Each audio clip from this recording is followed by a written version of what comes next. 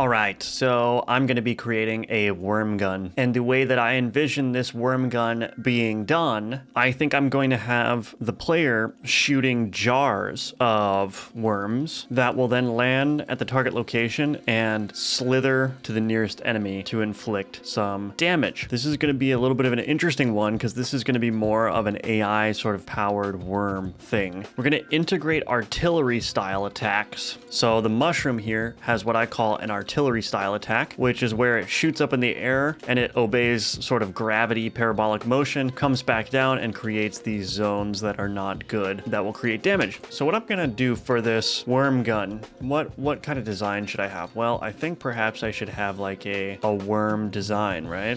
Yeah, maybe it should have something akin to like a terrarium or something on the top. Turn the alpha down. Yeah, so something like that for the worm gun. And then perhaps we should make the magazine a jar as well. So this is like the top part. I wonder if I made this a little bit more elegant instead. All right, so there's my vial. So yeah, we need to figure out what the barrel is gonna be. And perhaps it should just be like a nice metal tube or something. Or should it look more worm based? All right, there it is. There's the worm gun. I'm gonna call that good. We'll see how the glass looks in game. So here I've got this generate gun template. I'm gonna run this, create worm. Okay, so now the fun part, we could create the worms. Let me just make sure that this is actually gonna do damage. Oh yeah, the damage is set to 0. So if I set this to 999, we should be insta-killing everything. Boom. Okay, so the worm gun is in place. Now we gotta figure out how to add the artillery style attacks. Okay, so we've got our is artillery there now. Then what we're gonna do is we're gonna say gun stats. So we're going to just go ahead and add this as a piece of data into our gun stats object. So what this gun stats object basically does is it takes all of the data from part resources and combines them all into one object.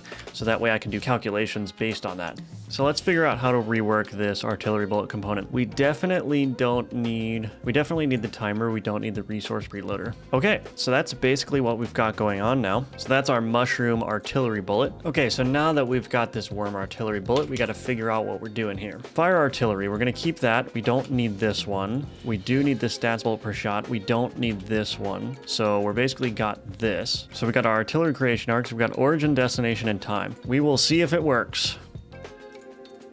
So we've got some errors. Let's go see what those are. Timer was not added to the scene tree. Either add it or set auto start to true, because I'm not adding it to the scene tree. So I need to add this. Presumably that's what create bullet is doing in my assembled gun. So I need to add it to the scene tree. Let's see. Create bullet, get main bullets, add child. Yep. So in here, add child bullet. Okay, so we've got our little vials flying. I'm gonna want to edit the rotation of those things as well.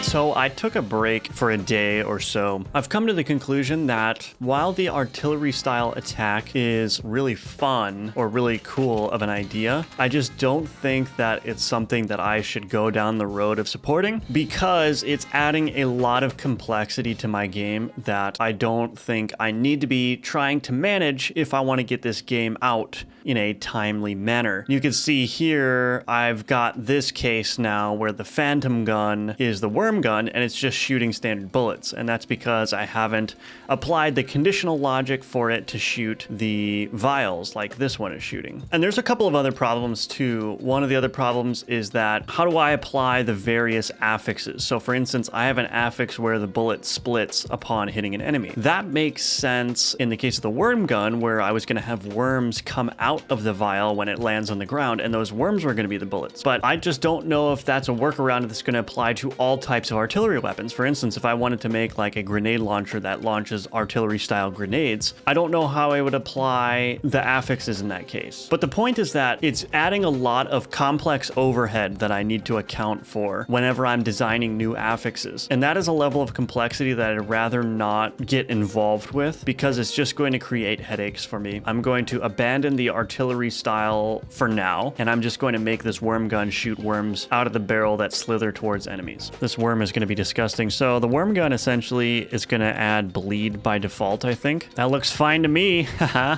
So that's kind of what we want. So we want it to like fan out, and I might even make it more extreme. And so the idea is that these are actually going to have sort of just like a random wander pattern, and that's going to be really fun to implement. So I'm going to show you sort of how that works. Okay, so we've got the worm. So now what we need to do is, so let's look at the banana. So the banana bullet has this orbit travel definition, and I'm going to go here and I'm going to show in file system, what is this extending bullet travel definition? So let's create a new one. Okay, so what is my wander travel definition? So essentially what happens for my bullet travel definition is it has this method called apply travel update, and my bullet component in the process method will loop through all of the bullet travel definitions that are children of the bullet, and it will cumulatively apply the travel update. And so I can modify the current velocity of the bullet and set the new velocity of the bullet, and I can also have this additional velocity. So basically what I'm doing is I'm going to grab a random noise sample based on my noise sample value. That's going to give me somewhere in the range of -1 to 1. Basically that's going to be anywhere from -100% to +100% is the representation, and then that's going to be multiplied by this max rotation degrees change to get the amount of change per frame. And then what I can do in here is I can say wander rotation delta times that noise sample times delta. So that's going to be a little bit smoother. Instead of being frame by frame, it's going to be delta based. I should have done this from the beginning. Okay, so we've got something that looks a little bit more reasonable now. I'm going to give the worm receiver the bleed capability. So I believe I just call it bleed. Yep, there we go. And if I press I, yep, apply 1 stack of bleed on hit. Okay, so I've got all my stats configured, and let's take a look. So there is the worm gun. Okay, so I have one final thing that I want to do, which is I want to be able to determine which layer that the bullet is going to go on to. So now we've got the bullet layer, and now when I'm creating the bullet from the assembled gun, so when I call create bullet, this is going to say, okay, so if gun stats dot bullet layer, and then we'll say else, we're going to add it to the bullets layer. There we go. So now the worms are on the ground, which is nice. And there you have it. That is the finished worm gun. I still have to change the muzzle flash and the bullet impact effect, but for all intents and purposes, this is done. Thanks for tuning in to this gun game mini devlog. Subscribe to continue following the game. You're not going to want to miss the next devlog where I announce the name of the game. See you in the next video. Thanks for watching this video. Please consider liking and subscribing. Check out the links in the description to sign up for my email list at firebelly.com to learn how to build a 2D platformer in the Godot engine, and to support my work by purchasing one of my games on Steam or itch.io. All those links are in the description.